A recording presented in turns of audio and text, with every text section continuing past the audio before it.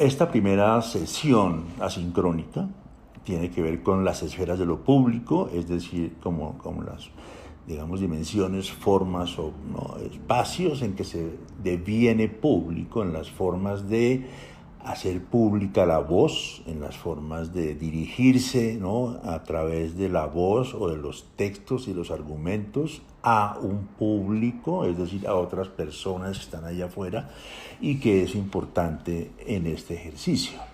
Cuando ustedes vayan a leer, ¿no? Hay algo que uno no tiene muy en cuenta porque pues no lo hacemos todos los días esto de leer en voz alta, es que hay que leer a un público, hay que mirar la cámara, pues leer el texto, pero estamos leyéndole a otras personas. Ustedes le están leyendo acá a sus compañeros, a la clase, entonces tratemos de que cuando leamos, ¿cierto?, sea algo que esté dirigido a otras personas, porque muchas veces he visto en el ejercicio que las personas leen es como para sí mismos, un poquito pues como estamos leyendo, de pronto leen con cierta timidez o no estamos muy acostumbrados a hablar en público y entonces es importante en este ejercicio cuando leamos y este texto es de hacerlo como que estamos haciendo público un texto o una posición crítica nuestra a partir de esto que hemos plasmado en el texto. Obviamente uno no puede leer y mirar la cámara al tiempo, pero sí uno puede hacer una pausa, uno puede, aunque no mire ni siquiera la cámara en algún momento, pero sí en el tono de voz hacer un énfasis en que se está hablando a un público, que muchas veces uno lee así como para uno despacito y está leyendo como, ¿no? Como memorizando, entonces no, vamos a hacerlo así, ¿bien? Entonces sigamos. Las esferas de lo público tienen que ver con esto acá, un poco con el origen de lo que es la esfera pública burguesa, que es una concepción o también todo un trabajo que hizo el filósofo alemán Jürgen Habermas en los mediados del siglo pasado, en el que define esto de la esfera pública como el espacio de relaciones discursivas, digamos, de crítica, ¿no?, de los ciudadanos en torno a temas de interés común. Eso es como a modo muy general, ¿no? Eso no se trata de eso no es exactamente, pero eso es en términos generales. Es un espacio, si se quiere, también comunicacional, en el que los ciudadanos discuten. Comunicacional quiere decir a través de la voz, a través de medios, a través de revistas, a través de televisión, a través de ciertas formas de comunicación que son también, ya inclusive los podcasts, ¿no? Todo lo que tiene que ver como con las formas de comunicación desde la ciudadanía. Habermas define este origen principalmente en Europa, digamos lo que es la esfera pública moderna, que es lo que él define, tiene su origen en Europa, siglo XVI, XVII, ¿no? Con el nacimiento un poco de la burguesía y su ascensión, que implica también un concepto de ciudadano libre, ¿no? Que puede decir no lo que quiera, pero sí puede, digamos, reflexionar con autonomía sobre temas que son de su interés, sí, sin la intromisión de Estado y sin censura, sino de una reflexión libre y autónoma. Obviamente, pues aquí en este tema estamos viendo un poco también, Habermas dice que el origen también, pues en un sentido ya más histórico del pensamiento clásico, ¿no? Está en Grecia, en el Ágora, ¿no? de Atenas, que es este espacio de encuentro de los filósofos y también que tiene que ver como con la plaza pública, donde se reunía la gente como a discutir o a plantear sus diálogos, un poco como lo hacían los filósofos en Grecia, y ya estamos viendo como este tema. Entonces es importante, cuando uno habla también de esfera pública, es el sentido de cómo hacemos la voz pública, ¿bien? No solamente es escribir una crítica o valorar un objeto o de alguna manera reflexionar sobre algo, sino también hacer pública esa voz. En este momento en el curso ustedes van a hacer pública esa voz en la medida en que graban un video también, además de escribir el texto, y lo hacen público a sus compañeros.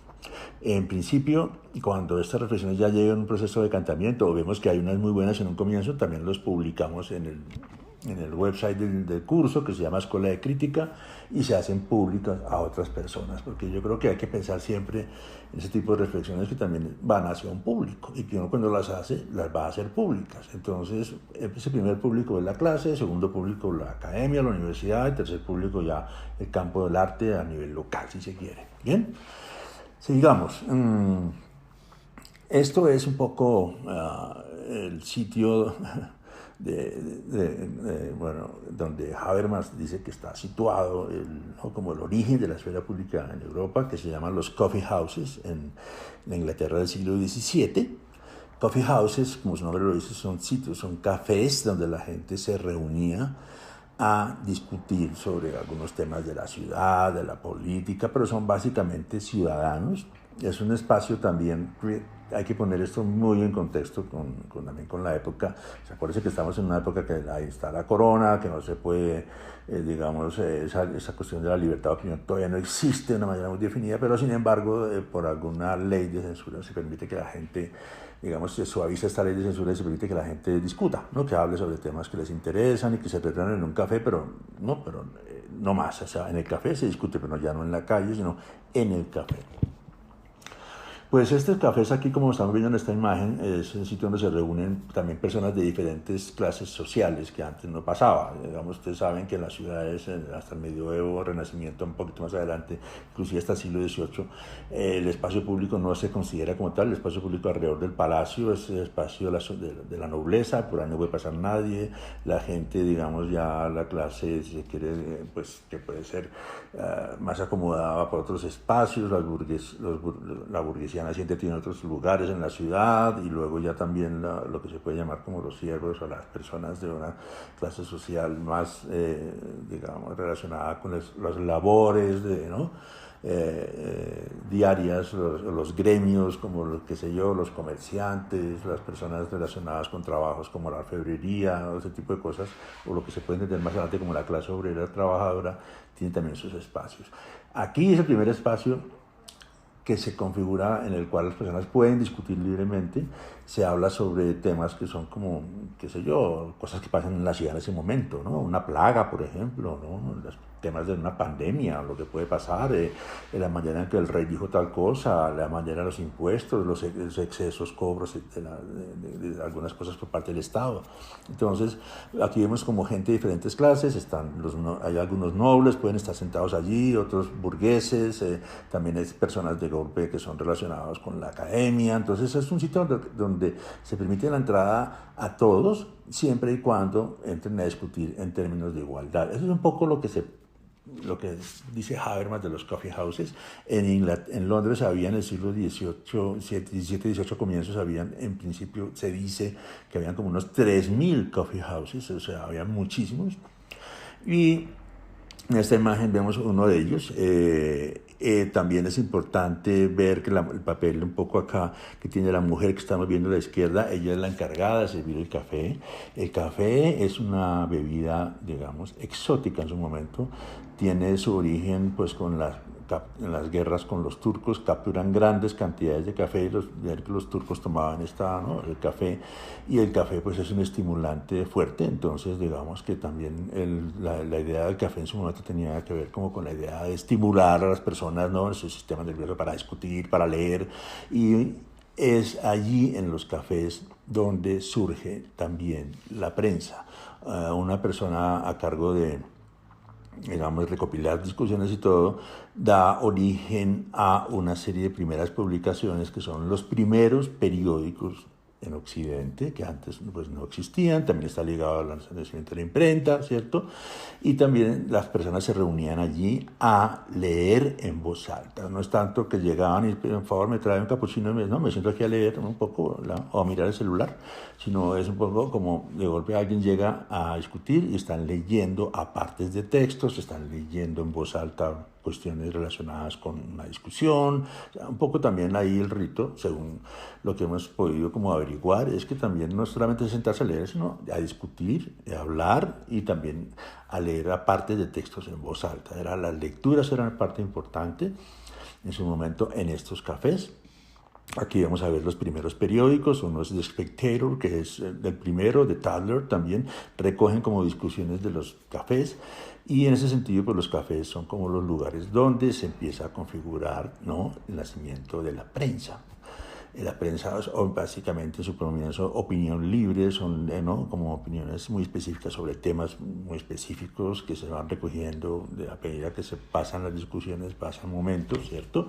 Y eso vamos viendo solamente los dos primeros, luego surgen muchos más, digamos, si se quiere, pasquines, revistas pequeñas, formas de pronto de recopilar ya un tipo de discusión de orden literario, si se quiere, o relacionados con la política, ¿no? Y hay unos más grandes como estos que van creciendo, que ya configuran como discusiones de diferentes tipos, ¿no? Pero es básicamente como aquí el origen de la prensa. Los cafés en Inglaterra de alguna manera empiezan a cambiar y reaparecen posteriormente en Francia, ya en finales del siglo XVII, comienzos del XVIII. En Inglaterra los coffee houses se transforman en los public houses, que son como los pubs, ¿no? La palabra pub viene de public house. Entonces, pues se volvió un sitio muy distinto, ya saben ustedes cómo son los pubs, sí, tiene que ver con gente, pero ya no es el café, sino es otro tipo de lugar. En Francia los cafés también son sitios de reunión y discusión, y es el sitio donde también se discute libremente sobre temas de interés común. Aquí estamos viendo una mesa con gente muy eminente, que están, por ejemplo, Voltaire, y ahí están Diderot, ¿cierto?, que son como de los grandes pensadores del siglo XVII en Francia. Pues Diderot, vamos a ver ahorita con sus textos, están discutiendo sobre la Encyclopédie Française, que es como la enciclopedia, que es un trabajo también que tiene que ver con el pensamiento libre y que estaba en su momento prohibido, por lo que en la enciclopedia pues define, ¿no?, de una manera autónoma los principios de muchas cosas, ¿no?, de objetos, de formas de pensar, de palabras, de conceptos, etc. Y esto pues no era permitido, pero entonces se persigue, y la manera que luego empiezan a trabajar este proyecto en la enciclopedia se da mucho en los cafés. Y mucho de lo que pasa en la revolución luego en París, en Francia, viene de las reuniones en cafés. Entonces eso es también importante tenerlo en cuenta. Aquí está la enciclopedia, ¿no?, que es como el diccionario razonado de las ciencias de las artes y los oficios. Es como el gran logro del siglo pues, de la Ilustración, en el sentido también de que configura como ese principio de la esfera pública, ¿no?, del pensamiento libre de los individuos, que va en contra del pensamiento más autoritario, ¿no?, y correspondiente como a las reglas de la Iglesia y del Estado, y de la censura, que no permitía sino que se hablasen de ciertas formas. Bueno, vamos aquí ya viendo ya un caso más local. Esto es Bogotá, años 40, una ciudad muy pequeña, creo que tenía como 300.000 habitantes. Este es el centro, y vemos al fondo vemos en principio algunos cafés aquí también de entrada. En Bogotá en su momento, en los años 40, habían como 6 o 7 cafés por cuadra. También eran sitios de reunión. Aquí estamos viendo la iglesia de San Francisco al fondo. Estamos sobre la séptima. La séptima era una carrera la séptima es una carrera como muy angosta, que luego se amplió después del Bogotazo, que fue en el año 48. Y vamos a ver acá un poco el espacio también, como la ciudad, una ciudad pequeña, donde la gente discute en las calles, donde la gente también conspira, ¿no? Un poquito como se hace, pues no en redes sociales, pero sí la gente, pues sí, publica un link o una cosa, una publicación, y discuten allá abajo. Pues no, esto antes era así, en vivo y en directo, ¿no? Y también se reunían en los cafés a discutir. Habían cafés de periodistas, cafés de caciques y, si se quiere, pues personas importantes de las regiones, cafés de finqueros, cafés de intelectuales, cafés de estudiantes. Sobre todo, por ejemplo, de eso habla mucho García Márquez. Cuando se habla de los cafés de estudiantes, él venía de provincia, entonces no podían estudiar en la pensión donde vivían en el centro, y se iban a un café, pedían un tinto y se ponían a estudiar ahí durante 5 o 6 horas. Entonces había un café lleno de gente joven donde estaban generalmente pues estudiando y tomando tinto también, y era básicamente estudiantes. Entonces los cafés se van organizando como por este tipo de especialidades. Y también lo traigo a colación acá porque es el sitio donde también se discute mucho en nuestra ciudad. En los años 30, 40, los de política también eran muy importantes. Los cafés de literatura también eran muy importantes, sobre los literatos, los poetas, ¿cierto?, que estaban allí, como es el caso, mira, estamos viendo por ejemplo el café La Cigarra. Entonces miren la gente que está allí pasando, casi todo el mundo está parado hablando, la gente se encuentra, es unas imágenes maravillosas de Bogotá en los años 40, ¿no? Sus sombreros, su ropa de paño cruzada, esa idea también del cachaco, pues no el cachaco sino el señor de vestido de paño con abrigos y sombreros, y también vemos algunos con ruana, ¿no? Están los de ruana y los señores de vestido. Entonces, básicamente eso es un café de periodistas, entonces mucha gente se sienta ahí a hablar, a esperar las noticias. Enfrente de ese café estaba la sede del Espectador, del periódico, y allí publicaban a mediodía en unas pancarticas en el segundo piso las titulares del día siguiente. Entonces la gente estaba pendientísimo de ese titular, que era como el Twitter del momento. Entonces no aparecía el titular, y si el titular de pronto no les gustaba mucho lo que decía, como decir qué sé yo, Uribe dijo tal cosa o Petro dijo tal cosa, entonces tiraban piedras al café. Luego viene otra imagen que tiene que ver ya con el Café Automático, que es el sitio donde se reúnen los artistas. Está sobre la avenida Jiménez, básicamente artistas y literatos.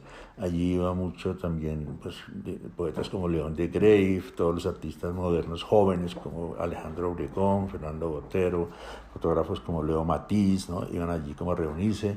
Es también una época difícil, por lo que está también los gobiernos conservadores. Después del Bogotazo hay toques de queda, entonces si no entra a un café a las 6 de la tarde, el toque de queda es a las 7, lo tengo que quedarse prácticamente hasta las 6 de la mañana, y pues mucha gente se quedaban en los cafés, ¿no? Toda la noche discutiendo. Empezaban unas discusiones muy interesantes. Luego ya a las 2 de la mañana ya la gente estaba un poco, ¿no? Como ya bastante alebrestada. A veces llegaba la policía y se llevaba a las personas, a los que eran muy elegantes los dejaban, como pasaba con Alberto Zalamea, ¿no? que lo dejaban también. Si estaba discutiendo, decían, pues este señor es un poeta muy reconocido, gente muy bien de Bogotá, entonces este señor para la cárcel no, se nos llevamos los otros que se ven como más borrachitos. En fin, eso es un poco como el tema de los cafés acá. Y también, obviamente, pues imagínense uno estar sentado, ¿no? Frente o cerca de la mesa de León de Grave. Eso era una maravilla poder escuchar, pues, como las discusiones, las lecturas que hacían. En esos momentos no había no creo que existiesen ya facultades de literatura, por lo que a la gente que le gustaba escribir se iba básicamente a los cafés a escuchar a las personas que leían, ¿no? Entonces, por ejemplo, León de Grave era clave en el Café Automático, también Zalamea, otros literatos, también pensadores como Luis Vidales, y de ahí los cafés salían las revistas también de arte y literatura. ¿Ven? Entonces también son puntos donde se originan publicaciones. Aquí estamos viendo también unas primeras exposiciones que se hacían en el Café Automático, que también es un sitio como de encuentro, es una especie de espacio, digamos, en el que también se muestran obras de los artistas del momento, artistas jóvenes o también personas que están empezando como a consolidarse, y es como lo que podría parecer un espacio independiente de hoy en día. Y aquí vemos a León de Grave, ¿no? Contemplando unas obras de una exposición. Entonces es un sitio en el cual también la voz no solamente se discute como de viva voz o se lee, sino también se hacen exhibiciones de arte. Y ya aquí está el libro la periódico Crítica de Jorge Zalamea, que era tremendo, porque estamos en época, también tengan en cuenta que hay una época de bastante represión, y es un periódico que hacía caricaturas del gobernante de turno, y eran bastante ácidas sus caricaturas, hasta que lo cerraron el periódico y él tuvo que salir del país. Más exposiciones, gente discutiendo, conversando, y este es el espacio ya luego que viene, digamos, a nivel urbano con lo que pasa después del Bogotazo, que es como toda la remodelación del centro y también la prohibición de los cafés. En Bogotá pues se permitían únicamente como 1 o 2 por cuadra. Esto es ya pues viendo acá el tiempo, como la parte de ampliación de la séptima, y la idea de la ciudad moderna, donde la gente ya, fíjese que no hay gente reunida, es una foto también que se ha tomado de pronto temprano para que no se tuviese tanta gente en la calle, pero ya es como una Bogotá distinta, que es la Bogotá que empieza a aparecer en los años 50 y que hace relación como una ciudad moderna donde la gente ya no está en la calle, sino que fluye y trabaja. Y acá ya cerramos con este proyecto que se llama Parlamentos, que trabajo en esa esquina. Es parte de mi proyecto como de ya más de proceso individual que tiene que ver con discusión. Trabajo conjuntamente con Felipe Botero y allá hacemos como un poco la reactivación de la esquina del periódico El Tiempo en la Jiménez con Séptima como espacio de discusión. Entonces yo le propongo a Felipe como unos textos también y una serie de cosas para discutir. Él llega con una especie de escalerita, yo estoy grabando un poco lejos y él llega, empieza a interpelar a las personas que pasan y las personas comienzan de alguna manera a escucharlo y también se van generando discusiones en torno a temas como, por ejemplo, las relaciones de cultura y mercado, la pregunta por la belleza. Son discusiones como de temas no tan centrados en lo artístico, no tan específicas, sino un poco más abiertas para permitir también que la gente de alguna manera participe en estas discusiones. Y bien, y lo que sigue ya aquí son las lecturas en voz alta del proyecto que se llama Leer la Escena, que es de esfera pública y en el que invito a varias personas a hacer lecturas sobre textos de crítica. Y eso lo voy a poner acá a continuación para que ustedes tengan con esa referencia. Vamos a poner 3 casos. Vamos a ver primero a William Contreras, que lee un texto que es la carta del Papa a los artistas. Luego viene Natalia Solzano, que va a hacer una lectura sobre otro texto, creo que es de Guillermo Vanegas, y cerramos también con Ana María Villate, que lee el texto de ¿Qué vive un artista?, de Lucas Ospina.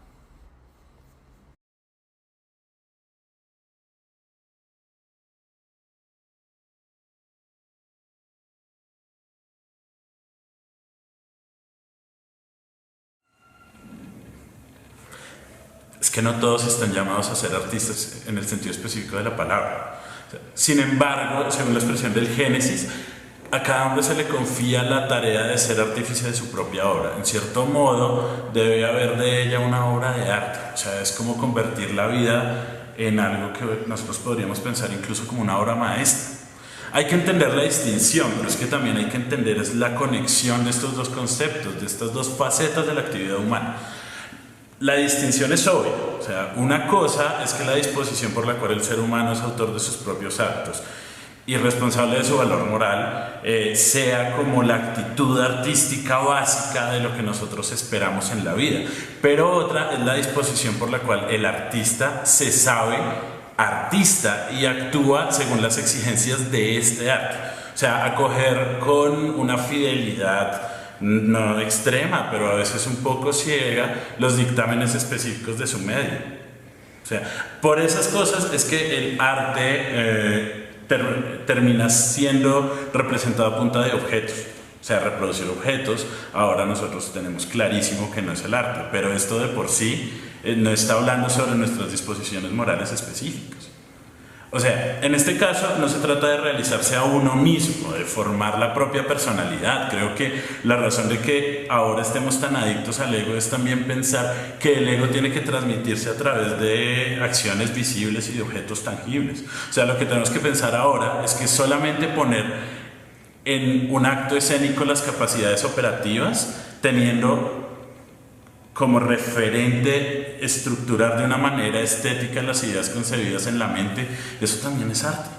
O sea, la distinción, sin embargo, es fundamental, o sea, no lo que es menos la conexión entre estas disposiciones, la moral y la artística, tiene que ser entonces ya algo totalmente desacreditado en el mundo contemporáneo. Estas se condicionan profundamente de modo recíproco.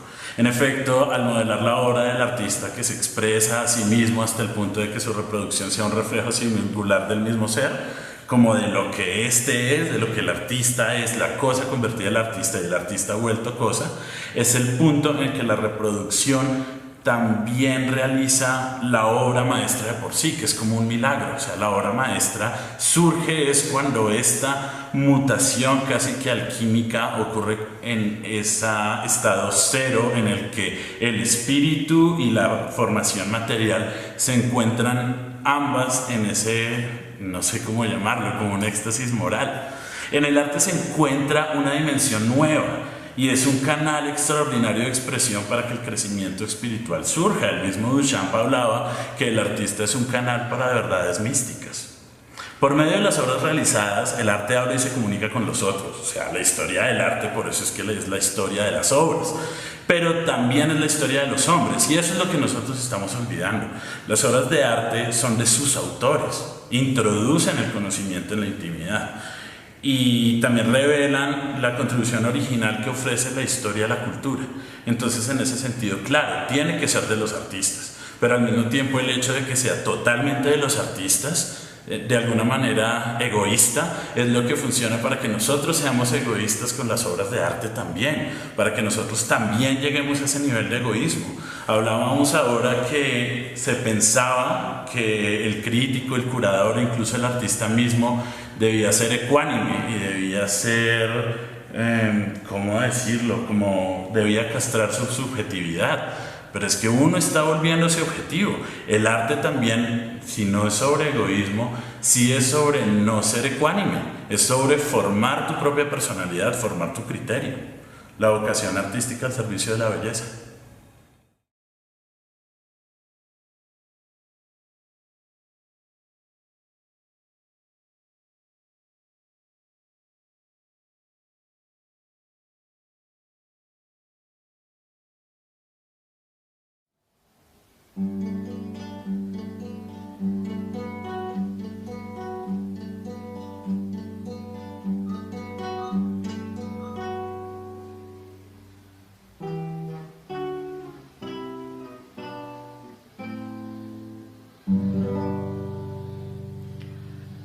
Querido diario,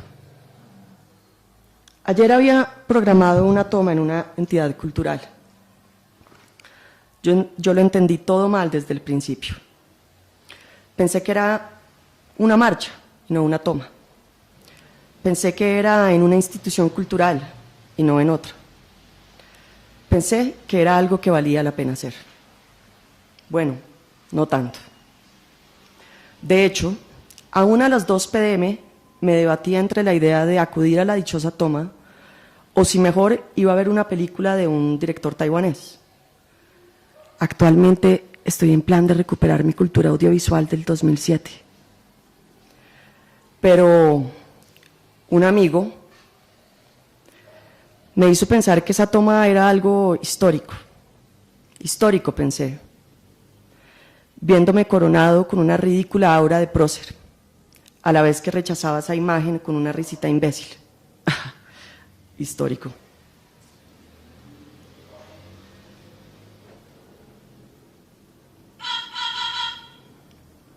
Fui allí y me encontré con un amigo. Yo iba con otro amigo. En total sumamos 3 amigos. Nadie más. Hay que resaltar que llegamos 1 hora y media después de la cita programada. Pero no importa que lleguemos más tarde, dijo uno de ellos. Una toma dura más que una marcha.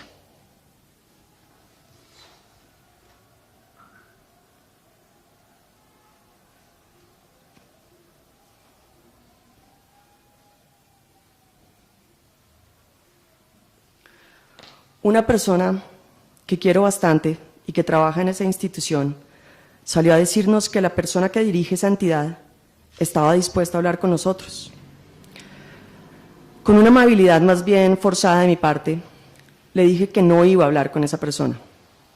Estoy aquí solo con 3 personas más, le dije. No representamos a nadie más. Y la verdad, si lo hiciera, quisiera dejarlo que se dijera por escrito. Esa frase final, lo creía en ese momento, cubriría mi cobardía con algo de soberbia. ¡Qué estupidez!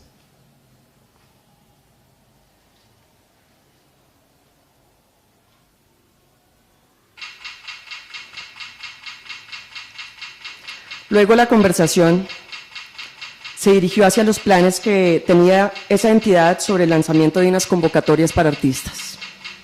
Ahora pienso que haber llevado esa charla hacia ese punto demostraba realmente lo que a mí personalmente me interesaba resolver.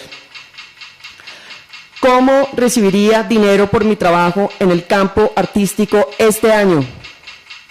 ¿Qué concurso debería revisar? ¿Contra qué colegas debería medirme? En algún momento le dije a uno de mis amigos que estaba preguntando por la fecha de lanzamiento de las convocatorias, algo más o menos así.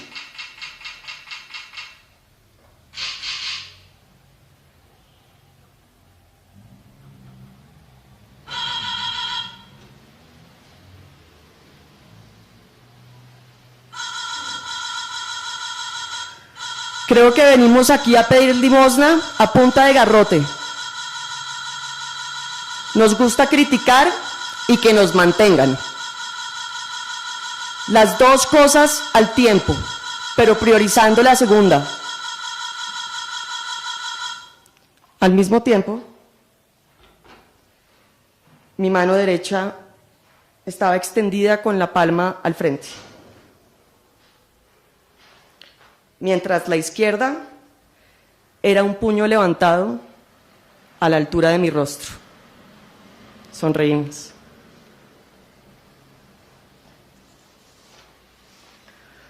Por la noche fui a ver a una teórica europea en una universidad privada.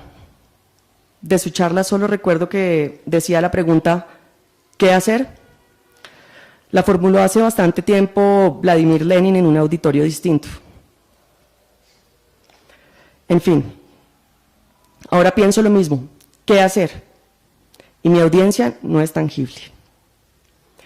Luego volví a mi casa a actualizar mi Facebook y en algún momento pensé en el número 254.